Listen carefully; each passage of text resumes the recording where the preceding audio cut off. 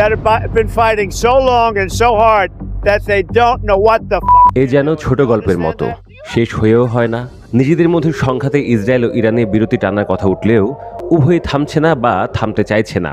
মাঠ এখনো গরম। সংবাদ মাধ্যমগুলো বলছে ইসরায়েলের প্রধানমন্ত্রী নেতানিয়াহু সম্মত হয়েছে যুদ্ধবিরতিতে, কিন্তু ইরান সম্মত নয়। এমনকি যুদ্ধবিরতি কার্যকর হওয়ার পর ইসরায়েল থামলেও ইরান নাকি ইসরায়েলে ক্ষেপণাস্ত্র ছুড়েছে, যেটির ফলে নিহতের সংখ্যা বেড়ে 4 জন হয়েছে। এমনটাই দাবি করে চলেছে ইসরায়েল। যদিও ইরান অস্বীকার করে বলছে যুদ্ধবিরতির সময় কার্যকর হওয়ার পর তারা কোনো হামলা করেনি। ইরানের রাষ্ট্রীয় সংবাদ মাধ্যম জানিয়েছে দেশটির সশস্ত্র বাহিনীর চিফ অফ স্টাফ আব্দুল রহিম মৌসভি স্পষ্টভাবে জানিয়েছেন তারা গত কয়েক ঘন্টায় ইসরায়েলের দিকে কোনো ক্ষেপণাস্ত্র ছোড়েনি।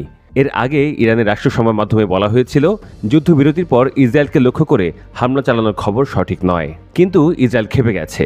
তারা নতুন করে ইরানে হামলার কথা ভাবছে। যুদ্ধবিরতি লঙ্ঘনের অভিযোগ তুলে তেহরানের কেন্দ্রে ইরানের শাসন ব্যবস্থার লক্ষ্যবস্তুতে তীব্র ও জোরালো হামলা চালাতে ইসরায়েলি সেনাবাহিনীকে প্রতিরক্ষামন্ত্রী ইসরায়েল কাটজ নির্দেশ দিয়েছেন বলে খবর বেরিয়েছে। এই ঘোষণা এমন সময় দেওয়া হয়েছে যখন ইসরায়েলি সেনাবাহিনী ঘোষণা দিয়েছে যে এখন আশ্রয়কেন্দ্র থেকে বের হওয়া নিরাপদ। দ্য টাইমস অফ ইসরায়েল জানিয়েছে ইরান 2টি দূরপাল্লা ক্ষেপণাস্ত্র ছুড়েছিল, যেগুলো সফলভাবে ঠেকিয়েছে ইসরায়েল। ইরানের ক্ষেপণাস্ত্র হামলার প্রতিক্রিয়ায় ইসরায়েলের ডানপন্থী অর্থমন্ত্রী বেজালেল স্মোত্রিক হুঁশিয়ারি উচ্চারণ করেছেন।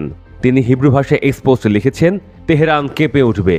ইরান এসব হুঁশিয়ারির পরিপ্রেক্ষিতে পাল্টা হুঁশিয়ার দিয়েছে। ইসরায়েল ও তার সন্ত্রাসী সমর্থকদের বিরুদ্ধে যুদ্ধবিরতি চাপিয়ে দেওয়ার অভিযোগ তুলে বিবৃতি দিয়েছে ইরানের সুপ্রিম ন্যাশনাল সিকিউরিটি কাউন্সিল। সতর্ক করে দিয়ে এই কাউন্সিল বলেছে যে কোনো নতুন আগ্রাসনের দৃঢ়, কঠোর ও সময়োচিত জবাব দেবে ইরান। ইরানি জনগণের সচেতনতা, সহনশীলতা ও ঐক্যের প্রশংসা করে কাউন্সিল বলেছে ইরানিদের অটল সংকল্প, কৌশলগত ধৈর্য এবং অপমান বা একপাক্ষিক আপোষ গ্রহণ না করার ফল হচ্ছে শত্রুর পরাজয়।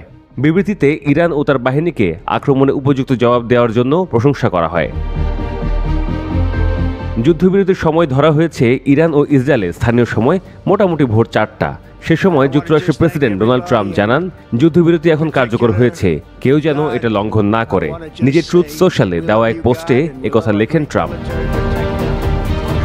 এরপর নেতানিয়াহুর দপ্তর থেকে এক বিবৃতিতে বলা হয় অভিযানের লক্ষ্যগুলো অর্জনের পরিপ্রেক্ষিতে এবং প্রেসিডেন্ট ট্রাম্পের সঙ্গে পূর্ণ সমন্বয়ের ভিত্তিতে দ্বিপক্ষীয় যুদ্ধবিরতির প্রস্তাবে ইসরায়েল সম্মত হয়েছে। যুদ্ধবিরতি লঙ্ঘন হলে ইসরায়েল জোরালো প্রতিক্রিয়া দেখাবে বলেও বিবৃতিতে উল্লেখ করা হয়।